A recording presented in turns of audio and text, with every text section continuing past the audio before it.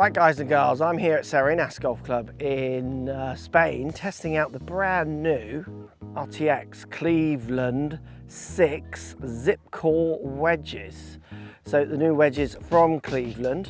We're going to show you what they're about. I played these wedges already in one of my wedges in the two I've got, which we'll talk about as well. They've done stuff to the face where they're talking about retaining spin in different conditions. It's quite dry here luckily, which is why I'm here to be fair, getting away from Mud Island.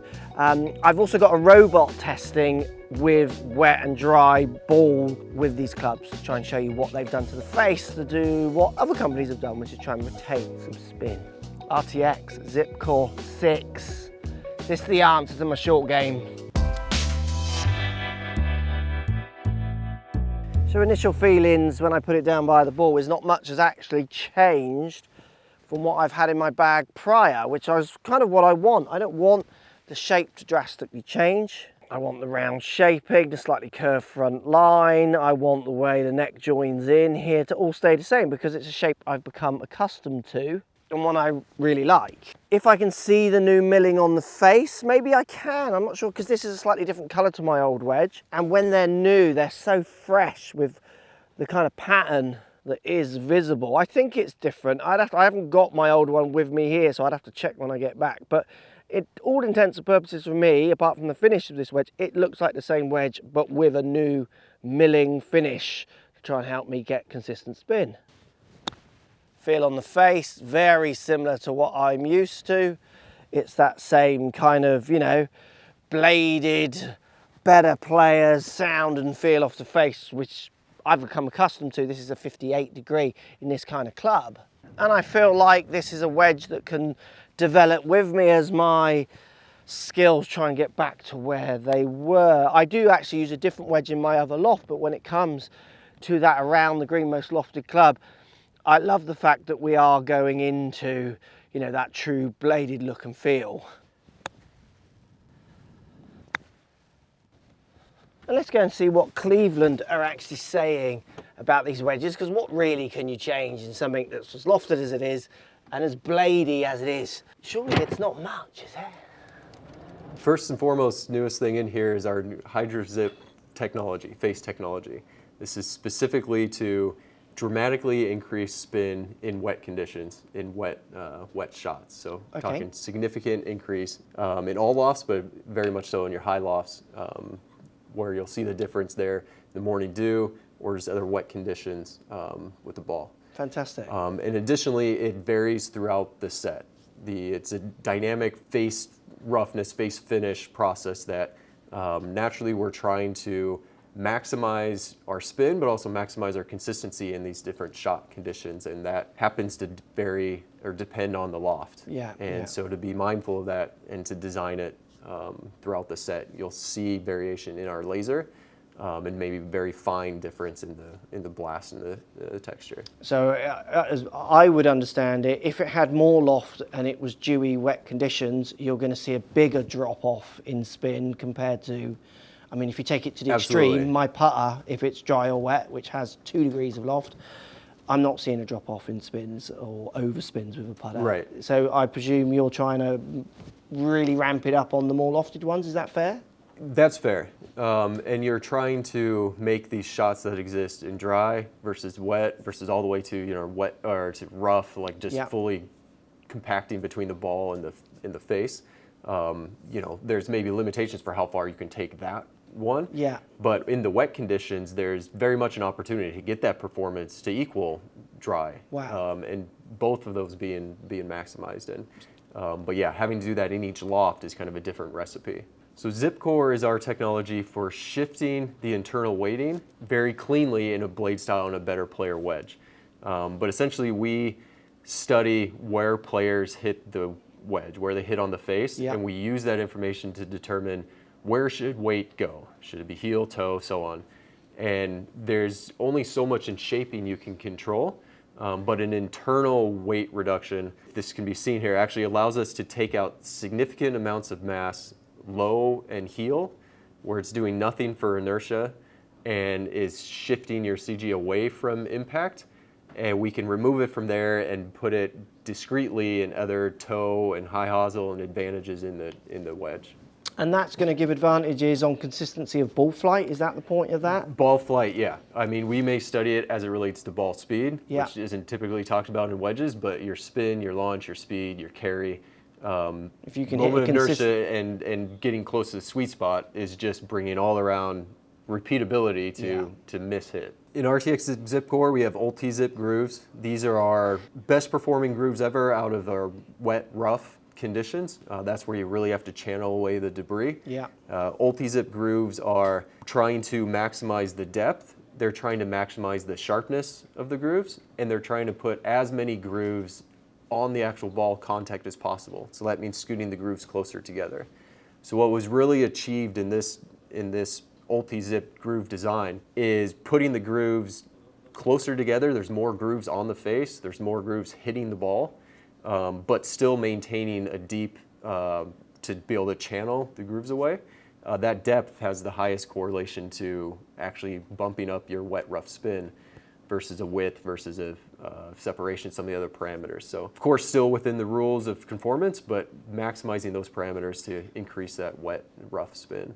So like I say, we're going to test those grooves and milling out. This is a 50-degree wedge, just to show you these greens are absolutely crazy sloping. The 50 is a lovely little shape as well. Like this is a loft I might be starting to put into my bag. Again, just the shaping with Cleveland, they just get it right and have done for years. And I like the fact they don't really change loads of it. I mean, they push the tech, as they say, they're pushing the grooves, that's all good. But really in these kind of clubs, we're kind of relating to them a lot more like almost putters, aren't we? Where we want them to look, sound, feel a real particular way. Right, sorry to interrupt before we throw you straight back to the video. Just a quick note, if you're liking the video, don't be afraid to hit the like button and also subscribe if you don't want to miss the next great video. Other thing as well, I do a podcast with Lou Stagner, PGA Tour player Greg Chalmers. If you're into podcasts, link in the description. Check it out, let me know what you think. Sorry, back to the video.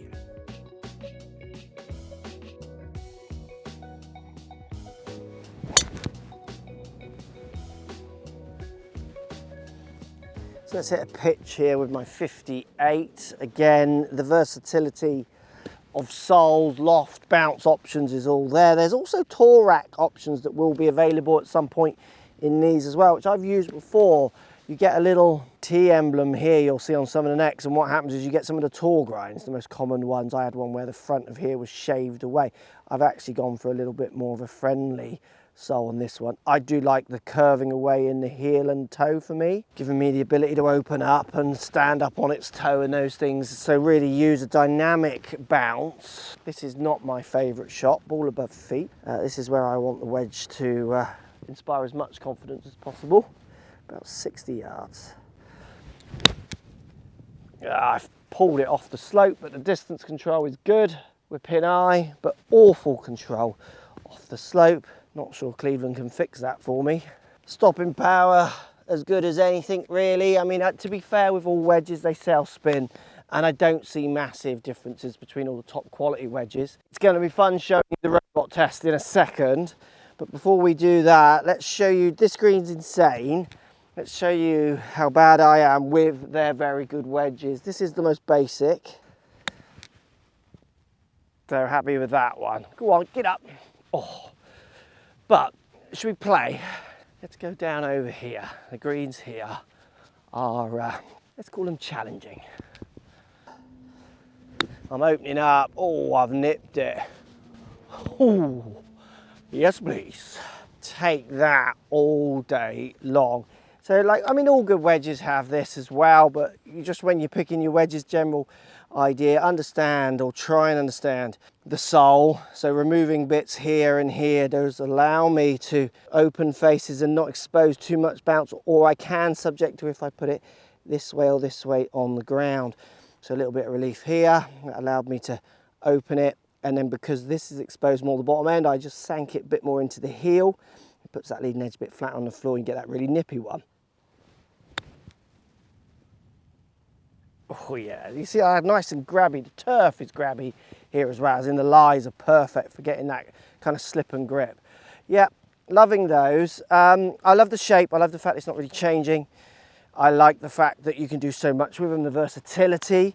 I don't have, you need to be thinking I have a more game improvement wedge in another wedge, which there'll be a video on soon. But when it comes to players' wedges, I mean, I think we all agree Cleveland sit up there with the best, if not in that bracket of the best. And that's what you're getting, great quality, great design that just kind of tries to shift the needle on each time. And I'm liking the new look of the aggressive milling. Shall we see what happened when I took on, or I did a little experiment with the robots and the people who designed this club, as they tried to prove to me that they had retained more spin than prior models with this new face. So before we get back out on the course with these wedges, I was in Huntington Beach with Cleveland at HQ and their robot, and we tested. I wanted to see for myself the dry wet test. This is fun. Right, Strix and Cleveland are going to show me with the robot wet and dry testing on their new wedge. Let's just see what the drop-offs really are, robot tested. Number 1, dry ball, dry club.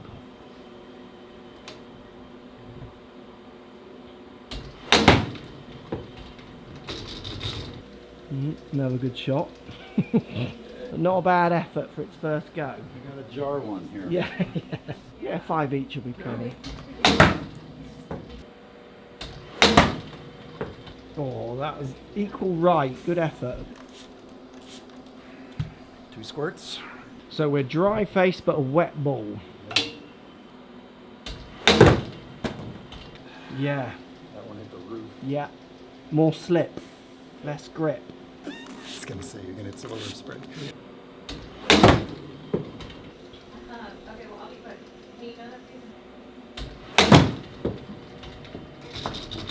Right, let's have a look at the drop off on these. So yeah, we're dropping off of 200 revs. A little over 2 grand. That's amazing. Yeah. That is amazing. And then the ball speed changes because of the slip. So look at the 34-degree launch on dry to 38.9 on the wet. I mean, that's what people are not, when they're out on the course, that ball is riding up the face and it's popping up. Yep. High launch, Which low then spin. in turn, now we're looking, and this is a robot, so we've got standard deviation of 0 because it is basically going the exact same distance Pretty every much, time, within like a half of a yard or whatever. It's rounding up, I guess. Yep. And you're losing 4 yards on a robot, which is pretty amazingly tight. If it's a human not working that in, and certainly not having that face. Yeah. The good news is you're only losing 4 Correct. yards. Right. It's amazing. Yeah, because the spin's not dropping off much. If you didn't have that face, that's now on a robot test going to go up to say 6 yards. On a human test, that's going to be double figures. Sure. Yeah. That is Difference amazing. between hitting the green and coming up short. Yeah, that's front side bunker or bunker long, or like you say, not hitting the green, isn't it? Yep.